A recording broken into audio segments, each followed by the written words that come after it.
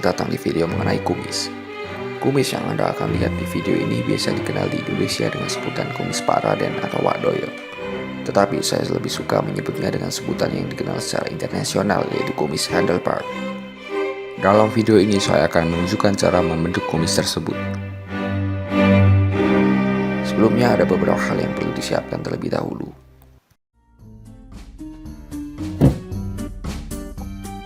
Sisir, gunting. Gunakan gunting yang lebih kecil untuk meminimalisir kesalahan.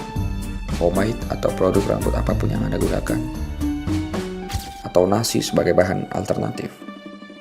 Dan 10 menit dari waktu yang Anda punya. Pertama, usahakan kumis dalam keadaan kering. Kemudian sisir kumis Anda.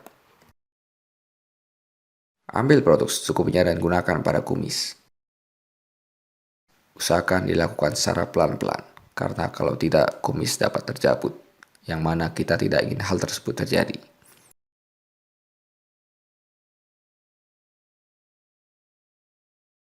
Putar secara perlahan dan bentuk sesuai dengan kumis handlebar. Gunakan waktu seperlunya.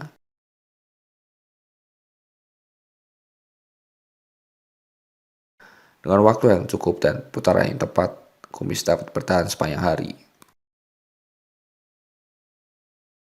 Tahap berikutnya yang dapat dilakukan adalah membentuk dan merawat kumis dengan mencukurnya.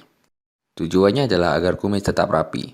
Dilakukan dengan cara mengeliminasi kumis yang tidak sesuai dan terlalu panjang. Hal ini juga dilakukan agar bentuk kumis kuat dan tidak layu. Dalam video ini, saya tidak akan mencukur kumis saya, karena sedang dalam proses pemanjangan. Pemanjangan ini bertujuan agar bagian depan kumis saya menyesuaikan bagian sisi sehingga terbentuk kumis yang selaras.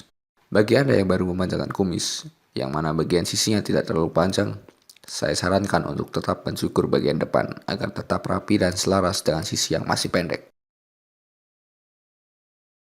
Kuncinya adalah selalu bersabar dan bereksperimen untuk membentuk kumis yang diinginkan. Ingat bahwa tidak ada kumis yang sempurna. Bentuk kumis Anda sesuai dengan keinginan untuk menyenangkan diri Anda sendiri.